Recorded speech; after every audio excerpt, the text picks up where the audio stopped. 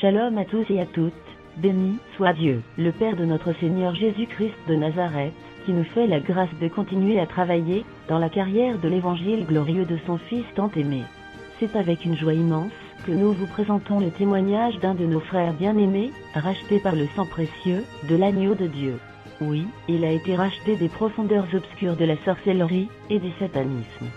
C'est la preuve que notre Seigneur Jésus-Christ peut encore racheter et sauver ceux qui ont vendu leurs âmes au diable, s'ils le veulent. Ceci est la transcription française du témoignage de notre frère bien-aimé, John Todd. Écoutons-le attentivement. J'aimerais dire une chose, avant de débuter. Il semble que, lorsque je rends ce témoignage, vous, mes frères et mes sœurs en Christ, avez de la peur au fond du cœur. Il semble qu'à chaque fois que l'on parle de l'ennemi, les chrétiens deviennent apeurés, au lieu de se laisser mouvoir et être prêts à l'affronter. Alors, je vous demande ceci. Si cette peur se trouve dans votre cœur, à la fin de mon témoignage, rendez-vous dans un endroit pour discuter de cette affaire, avec le Seigneur lui-même. Il n'y a aucune raison d'avoir peur, lorsque nous parlons du diable. Il fut défait, il y a déjà 2000 ans, et c'est pour cela que je suis ici aujourd'hui. C'est parce qu'il fut vaincu, il y a 2000 ans. Je crois que ce qui m'enragea le plus, lorsque je fus sauvé, fut le fait que pendant plus de 20 ans, j'avais servi quelqu'un qui fut vaincu, il y a 2000 ans.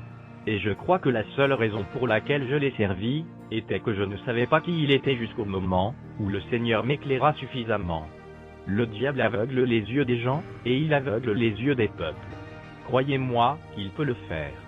Pendant plus de 20 ans, je l'ai servi comme prêtre, et comme grand prêtre, et plus tard comme grand druide. J'avais des milliers de personnes sous mon autorité, qui le servaient. Et je ne savais même pas à ce moment-là, qui je servais. Beaucoup de choses me furent apprises concernant la sorcellerie, mais je ne vous dirai pas ce que c'était. Il y eut bien des choses que j'ai apprises, et que j'ai enseignées. L'apprentissage de la sorcellerie, pour faire de nous des professeurs, s'applique en ce que l'on nous dit de faire des choses. Et il ne s'agit pas de demander le pourquoi de la chose. Et si on ose demander pourquoi nous faisons ces choses, on nous répond qu'il n'est pas gentil de demander de telles explications, et que nous ne devrions pas poser de telles questions. Principalement, parce qu'ils ne le savent pas eux-mêmes. Je n'ai jamais su pourquoi j'apprenais les choses que j'apprenais, et je n'ai pas su non plus pourquoi j'enseignais les choses que j'enseignais. Mais ça fonctionnait, alors nous les faisions. Une fois que le Seigneur m'eut sorti de mon pétrin, j'ai appris pourquoi ces choses fonctionnaient. Naturellement, lorsque l'on connaît la vérité à ce sujet, il n'est pas question de faire un retour en arrière. Ce soir, je vous donnerai mon témoignage et par la suite, nous entrerons dans une phase de questions et réponses. Je réalise que ce que je dirai semblera étrange pour des chrétiens, puisque la plupart d'entre vous avez été élevés dans des foyers chrétiens, ou bien, si vous étiez du monde, vous n'étiez pas dans mon monde à moi. Alors, quand je dirai certaines choses, rappelez-vous que pour moi, elles étaient des choses coutumières, des choses de ma réalité à moi. Je crois que c'est la raison pour laquelle nous avons un ministère si fructueux, avec les gens qui ont baigné dans la drogue et dans l'occultisme.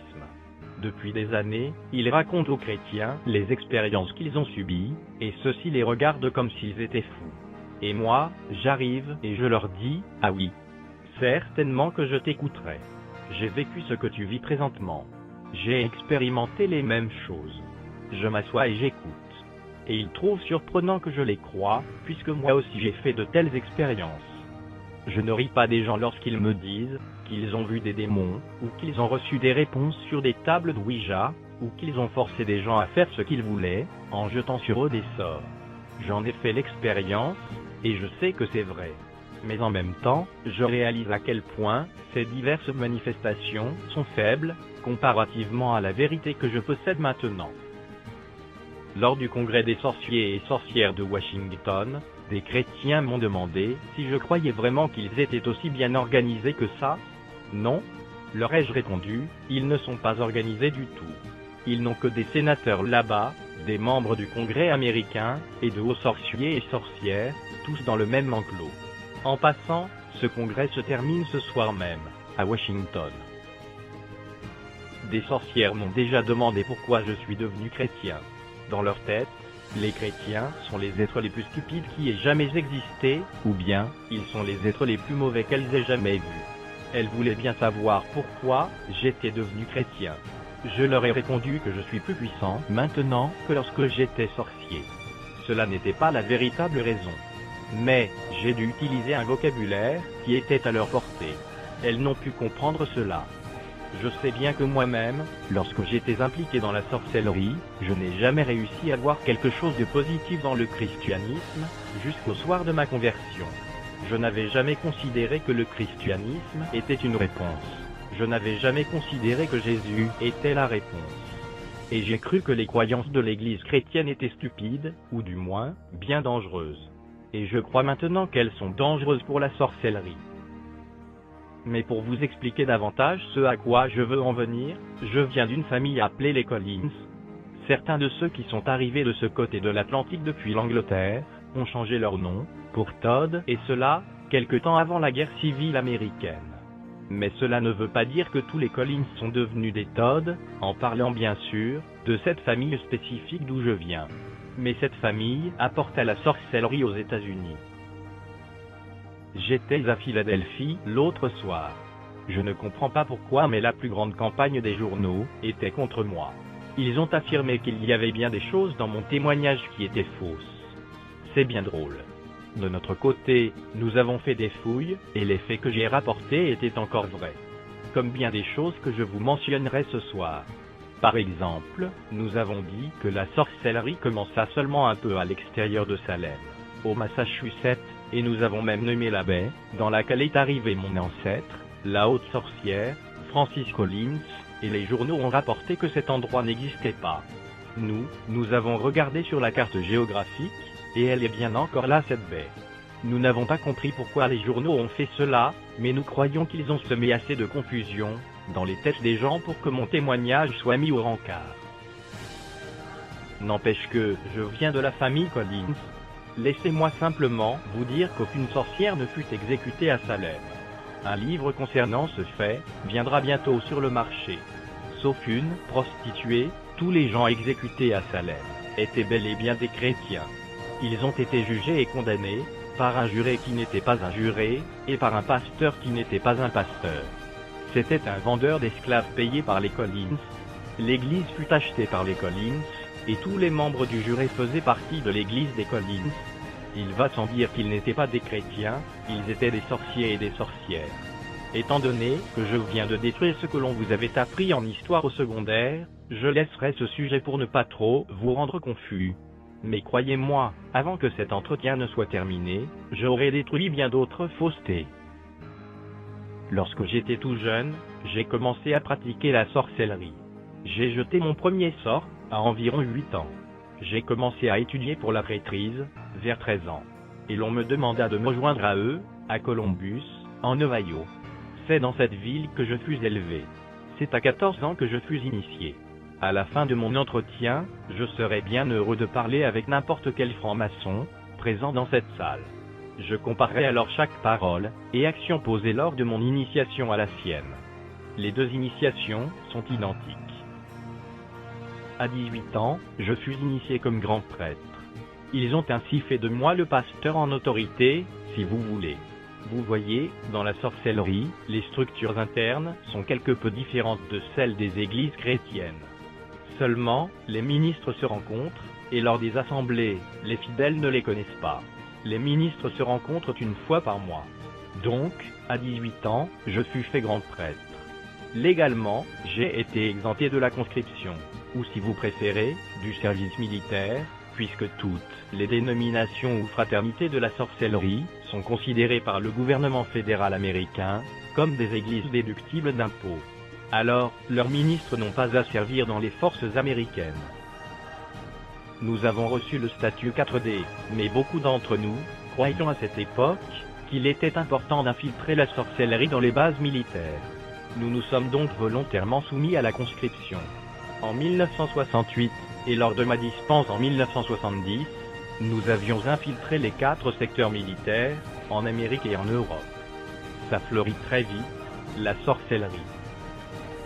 Je suis allé au Vietnam, et lors de mon retour, j'ai encore servi dans les forces américaines pendant 6 ans. De ces 6 ans, j'ai passé 6 mois en Allemagne. Je croyais alors que la sorcellerie était comme le protestantisme, ou le catholicisme, une religion, rien de plus. Je pensais qu'il n'y avait rien là, sauf la sorcellerie. Et c'est véritablement ce que croient les sorciers, et les sorcières en ce moment. Je croyais à ce moment-là, à une hiérarchie de dieux et de déesses, et j'y vouais un culte de manière pieuse. J'y avais été élevé. Je vénérais les pouvoirs psychiques, et c'est tout ce en quoi je croyais. Alors un soir en Allemagne, après avoir consommé beaucoup de drogue et d'alcool, j'ai tué un officier au centre-ville de Stuttgart. Maintenant, voyez-vous, l'armée inflige des sanctions sévères lorsqu'on tue un officier. Alors, je fus mis en cellule solitaire. J'avais déjà demandé au juge de me donner une sentence de 30 ans si j'acceptais de plaider coupable et après, je lui dis que nous serions quittes. Il m'a ri en pleine figure. Je m'attendais donc au pire. Éventuellement, avec l'aide d'un copain de cellule, qui devait repartir pour les États-Unis dans quelques jours, je fis part de la situation plutôt embarrassante dans laquelle j'étais plongé. J'étais en Allemagne depuis peu de temps, et je n'avais pas eu le temps d'infiltrer la sorcellerie à Stuttgart. Donc, je devais compter sur ce copain pour rendre mon message en Amérique. Arrivé en terre américaine, il appela à Los Angeles, à se faire virer, ma mère par adoption et lui expliqua ma situation. J'avais dit à mon copain de demander à ma mère de jeter un sort sur le jury, afin qu'il puisse croire que j'étais un véritable bon gars. Dès lors, j'ai cru que c'est tout ce qu'il penserait de moi. J'ai vu maintes et maintes fois de telle sorte fonctionner, et je l'avais vu fonctionner tout récemment, encore dans les palais de justice. Mais je ne m'attendais vraiment pas à ce qui allait arriver. 3 jours après l'appel de mon copain à ma mère, la porte de ma cellule s'est ouverte. Il y avait devant moi un sénateur, un membre du Congrès américain, quelques généraux, et un papier me disant que j'étais détaché de mes fonctions militaires. Ce papier ne me disait pas pourquoi j'étais détaché de mes fonctions, mais je pouvais m'en aller comme ça, entièrement libre, comme si j'avais purgé en prison les années de ma sentence. J'avais tout mon temps, j'avais encore mon grade, et mon rang militaire, même un papier top secret, me disant que j'étais clair de tout blâme. On m'a dit que ma filière de cour martiale avait été détruite, et que mon dossier militaire serait mis entre de bonnes mains afin que personne ne puisse y avoir accès. Le tour était joué, le sénateur et le membre du Congrès sont repartis, tout bonnement. Après quelques détails, je retournai à Columbus, Ohio. Durant le vol de retour, je me grattais la tête en me demandant quelle sorte de sort pouvait bien être assez efficace pour faire ce qui venait tout juste de m'arriver. Je ne compris pas du tout ce qui se passait. Arrivé à Columbus, l'on me remit une enveloppe contenant un billet d'avion, première classe, destination, l'aéroport Kennedy, New York. Il y avait aussi $2000 pour mes dépenses. On me dit alors que je devais prendre le prochain vol pour New York, tandis qu'ils donneraient un coup de fil à New York afin de leur dire que j'étais en route. C'était très bien, mais je voulais quand même savoir qui étaient ces personnes si mystérieuses à New York. On me dit que je le saurai lorsque j'arriverai à destination. Alors, je pris place dans l'avion, nous avons décollé, nous sommes arrivés à l'aéroport, et effectivement, il y avait bien quelqu'un là qui m'attendait. C'était une personne dont j'avais lu les livres, et que j'admirais beaucoup, puisque pour moi, c'était là, un des plus grands sorciers de tous les temps. Je me considérais bien privilégié, de pouvoir demeurer avec lui pour en apprendre davantage sur la sorcellerie. Dimanche dernier, j'ai donné son nom à Philadelphie devant un auditoire. Je vous le donnerai dans quelques instants. J'ai même nommé la profession qu'il exerçait, à l'époque où je demeurais avec lui. Mais les journaux ont appelé à l'université, où il travaillait à ce moment-là, et les responsables de l'université ont nié qu'il ait enseigné là. C'est drôle. J'avais l'habitude de m'asseoir dans ces classes, lorsque je fréquentais cette université. Ils ont une manière rudement habile pour couvrir les choses. Il a maintenant son propre collège pour sorciers et sorcières. C'est le docteur Raymond Buckland. À cette époque, il était doyen du département d'anthropologie à l'université Columbia. Même si l'université Columbia s'acharne à dire qu'il n'a pas travaillé pour elle.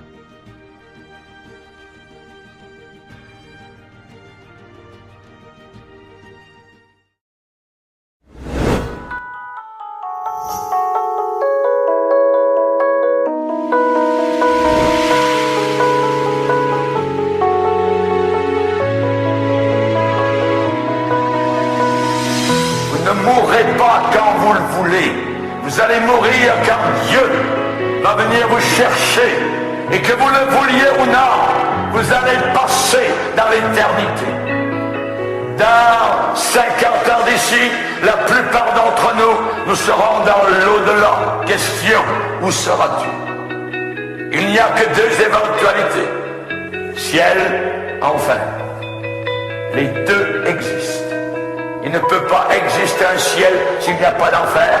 Il ne peut pas exister d'enfer s'il n'y a pas de ciel. Les deux existent. Et Jésus-Christ, le Fils de Dieu, c'est lui qui nous a enseigné ces choses.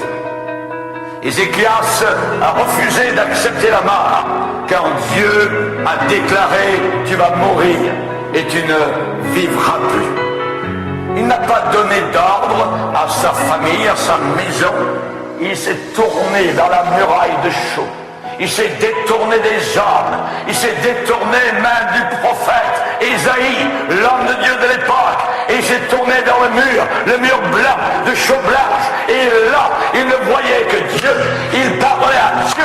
Il a pleuré devant Dieu. Il a cherché Dieu. Il demandait simplement quelques années de plus.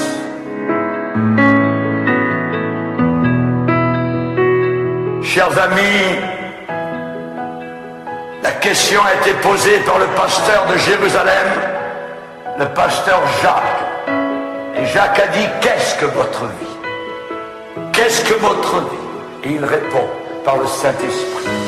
Votre vie est comme une vapeur qui paraît pour un peu de temps et qui ensuite disparaît.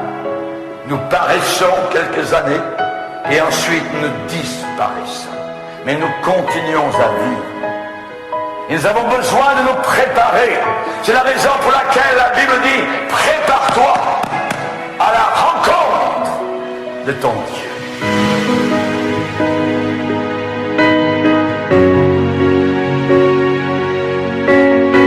Prépare-toi, le battement de ton cœur, boum, boum, boum, un jour va faire boum, boum, boum. Il n'y aura plus de vie. Vous serez passé dans l'au-delà, dans l'éternité. Prépare-toi à la rencontre de ton Dieu.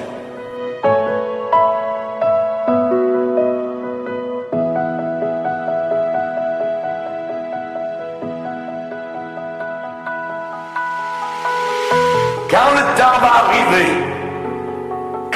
temps va arriver, le moment défini de la mort, souvent, c'est difficile de l'accepter. Mets ta maison en ordre, parce que tu vas mourir. Tu ne vivras plus. Mets ta maison en ordre, ça veut dire mets ta vie en ordre. Dieu veut de l'ordre. Personne qui vit une vie désordonnée ne pourra passer dans les portes de la gloire.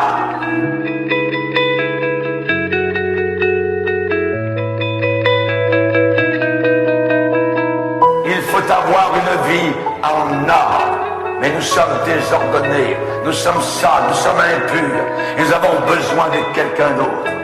Et c'est la raison pour laquelle Dieu nous a envoyé la bouée de sauvetage, appelée Jésus-Christ, le seul et unique sauveur. On a besoin d'un sauveur qui nous sauve de nos péchés. Nous avons besoin de ce sauveur. Personne ne peut se présenter devant Dieu avec sa religion personnelle, avec ses bonnes œuvres. Les anges au ciel vont barrer les portes du ciel. Mais Seigneur, j'ai fait ceci, j'ai donné de l'argent à l'église, j'ai été bon, j'ai payé mes impôts. Non, la porte du ciel sera barrée devant vous, parce qu'il vous faut un sauveur avec vous pour entrer là-haut dans la gloire.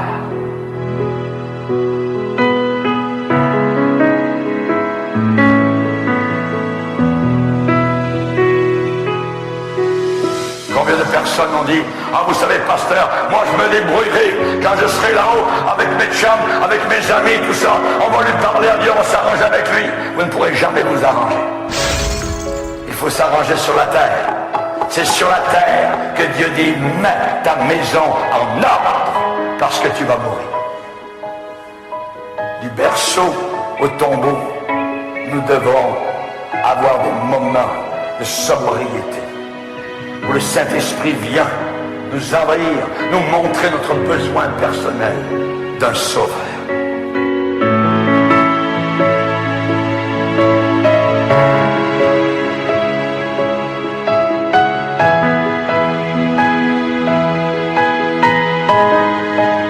Quand le temps arrive, la mort va frapper. Et il faudra partir. Il faudra tout laisser. Le compte en banque, la maison, le frigidaire, la télévision. Vous laisserez tout derrière vous. Tout restera sur terre. C'est l'homme sage de l'Ancien Testament, Salomon, qui a dit: il y a un temps pour tout, un temps pour toutes choses sous les cieux. Il y a un temps pour naître et il y a un temps pour mourir. Quand la mort va frapper à votre porte, si vous n'avez pas donné votre vie à Jésus, ce ne sera pas les anges qui vous emmèneront dans le sein d'Abraham, dans le paradis de gloire. Ce sera les démons qui vous attireront vers l'enfer, là où il y a des pleurs, des grands chemins de deuil pour l'éternité, pour l'éternité, pour l'éternité, pour l'éternité.